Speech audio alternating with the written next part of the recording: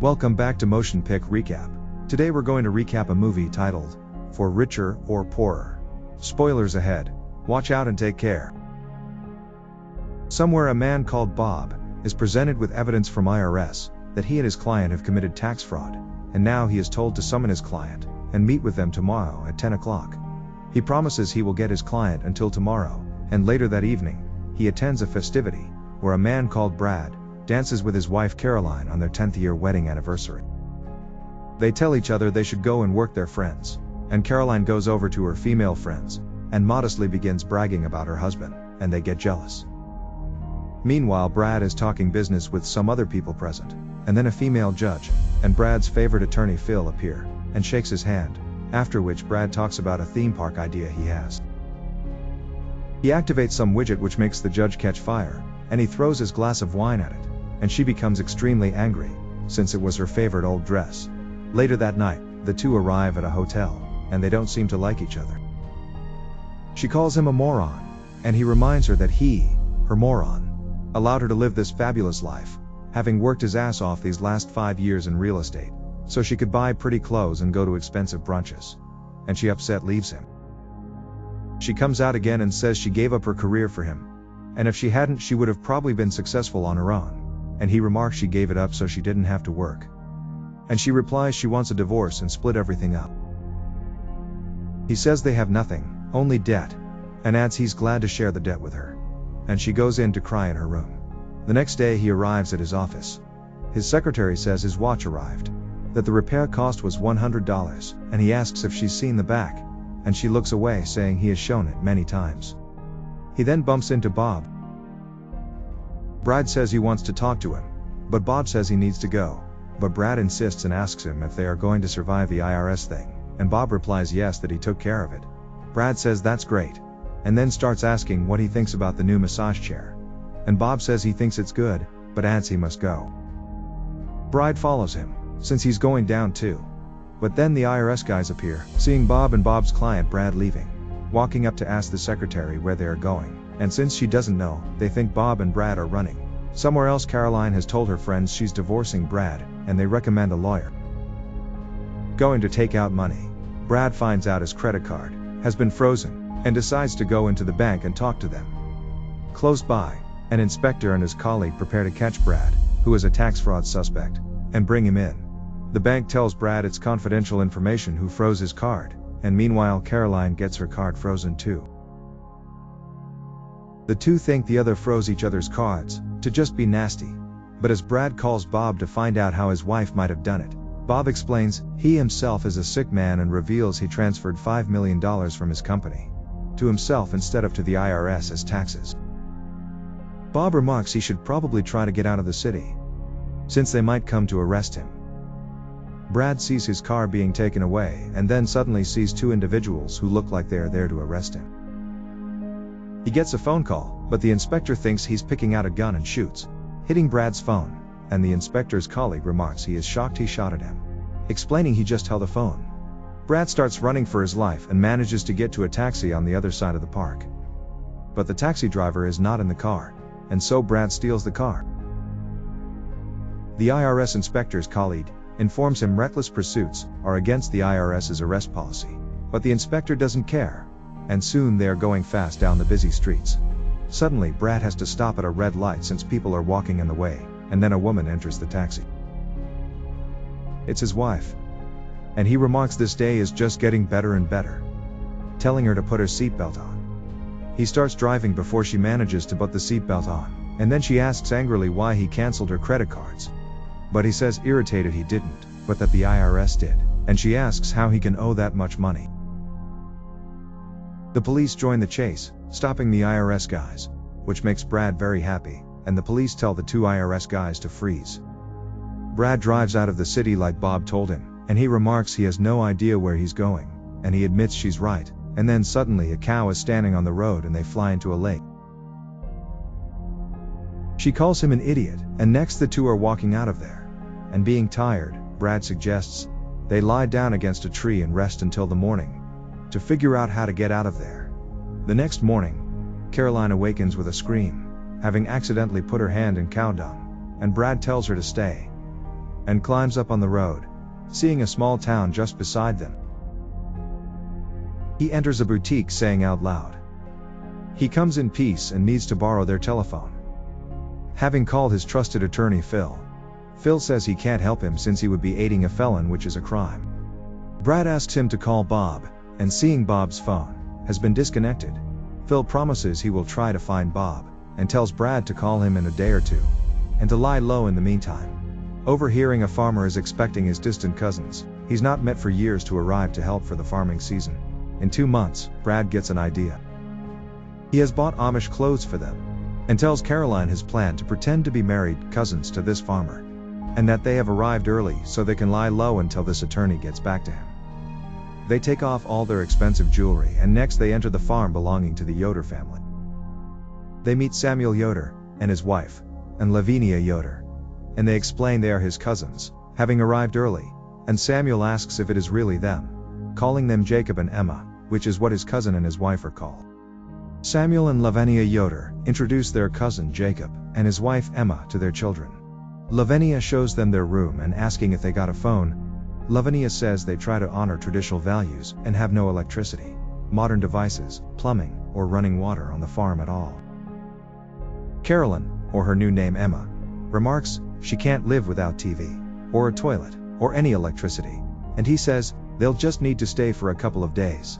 Later they say a prayer and eat together. They ask why he doesn't have a beard, since only unmarried men are shaved, and they explain there was an outbreak of lice where they lived, and he had to shave it off. Emma complains about the food first and wants a salad, but immediately remembers where she is, and says she will enjoy this enormous wire. While resting later, a baby is heard screaming upstairs, and then a young man called Henner arrives. A little girl explains to Emma that Henner is the boyfriend of one of her sisters called Rebecca. That night the baby is screaming again, and the two have a hard time sleeping, and then they are awakened just minutes after falling asleep, to go out and work early, having gotten no sleep at all. Jacob helps Samuel with the horses, and suddenly Samuel asks Jacob to tame this new horse he has bought, having heard that his cousin Jacob is one of the most skilled horse trainers in Missouri. Meanwhile, Emma is helping the women in the kitchen, thinking they are making breakfast, but in actuality, they are preparing the dinner already that early in the morning. She is then tasked to go and wash clothes, clean carpets, and scrub floors, pick eggs and milk cows, all while Jacob is trying to train a horse, which he has never ever done. She feeds the pigs, and then tries to teach the women her supposed skills to sew. Jacob takes all day to connect the plow, and as he tries to get the horse to move, it suddenly starts running, and he is dragged along. That night he has a headache, and Samuel remarks he is glad he is there to help him, saying tomorrow he might help him start with the north field too. Emma asks if he is hungry, saying today's dinner is liver and kidney stew. Jacob almost throws up, running out to the outhouse, which is their toilet. Later that day she says he should probably take a bath, filling a small jar with cold water. She remarks her knees and hands hurt from scrubbing floors, and he asks if she even saw how he was dragged across the field. The two hear jumping noises from the Yoder couple's bed upstairs, remarking they hope they are quick, trying to go to bed, but are immediately awakened by Samuel's old father again, because it's morning, having gotten no sleep again. Bed in New York, Phil learns $5 million were not paid in taxes, and the IRS guys tell him they need his full cooperation to arrest Brad, and the inspector later tells his colleague they need to tap Phil's phone. And as his colleague asks him if they can do that, the inspector remarks they're the IRS, and can do anything they want. Meanwhile Brad, or Jacob, as he is also now known, is talking to the horse Johnny, saying he heard the female horses in the barn lusted over him, neighing they liked male horses who could plow well. The plowing works better, and suddenly Caroline, or Emma, as she is now called, appears and complains over how hard everything is, and tells him to go and call his attorney, till they can get out of there, and he says he will have to go to town then. She asks him to buy cigarettes while he is there, and he and Johnny start riding fast to the town. On the phone call Phil asks him when he bought a jet, and Brad replies he doesn't have a jet, and Phil remarks he deducted one, and Brad asks if he even believes he was tricked by Bob. Phil tells him to calm down, and Brad remarks he can't, since he spent the whole day getting his ass kicked by Big Johnny, and Phil replies he will help and will call back in a week or two. The IRS guys who heard everything remark they need to find a gangster called Big Johnny. The guy called Henner comes up to Jacob, saying, in a very shy way, he needs advice on women and marriage, since his ordnung doesn't allow him to talk about it, saying he always prepares what he wants to say to Rebecca, but can't get any words out when he sees her. Jacob remarks that, it's normal when you are in love. Henner explains their law says he must court Rebecca for 2 years before they can marry, but says he's so in love with her he wants her now, asking if that is normal too, and Jacob replies it is, explaining he and Emma fell in love, and married after just 6 weeks. Later, Emma is furious. They need to stay for another 2 weeks, and Samuel and Lavinia hear them screaming about something, remarking they need to help them find love again. And later Samuel and Lavinia talk to the two about life, God, commitment, and open one's barn to one another. The IRS is trying to find a gangster named Big Johnny. And the next morning it is time to go up and work again. And Emma talks to her husband about being so exposed, that she feels like she knows nothing compared to these women. All the Amish in the Ordnung have gathered for festivities, and Emma remarks, she's shocked the women all enjoy themselves, despite all looking alike, and the two ask her how the women dress in her Ordnung. And Emma explains the women where she lives dress in many colors. Lavinia and Rebecca say they love colors too, but that the elders don't allow it here because they want to be traditional, remarking she maybe can help them convince the elders next week, when they gather, to be able to wear more colorful clothes. During an arm wrestling match, Henner out of the blue asks Samuel to marry his daughter Rebecca. Samuel is extremely happy, immediately telling everyone he agrees to his and Rebecca's union, despite having just courted each other for 3 months. Brad asks Caroline why they got married, and she remarks it seemed right at the time, remarking she remembers when he came into the store that day and she sold him a suit. He says he still has that suit, and she says he was really handsome, and still is. He asks if she really loved him, and she asks if he did, and they remark they were both different back then. A week later, Samuel and Henner are going to buy a plot of land for Henner and Rebecca, asking Jacob if he wants to join. Meanwhile, Emma is helping the women talk to the elders, and try to convince them to be allowed to wear more colorful clothes, giving an enthusiastic speech. They discuss her arguments among themselves, saying they would like to see samples before approving anything. At the realtor, Samuel and Henner are trying to negotiate a deal, but are taken advantage of by the realtors themselves. Jacob thinks the realtors are defrauding them, asking to speak with them alone, and when Samuel and Henner have left, Jacob swears at them, telling to shove the deal up their ass, and afterwards Samuel remarks though nobody could bring down the price that much, thanking Jacob. Trying to call Phil's secretary says, Phil is out of town, and won't be back for another week or so. And Jacob gets angry, surprising the people there since the Amish don't get angry. He then walks out and sees his wife.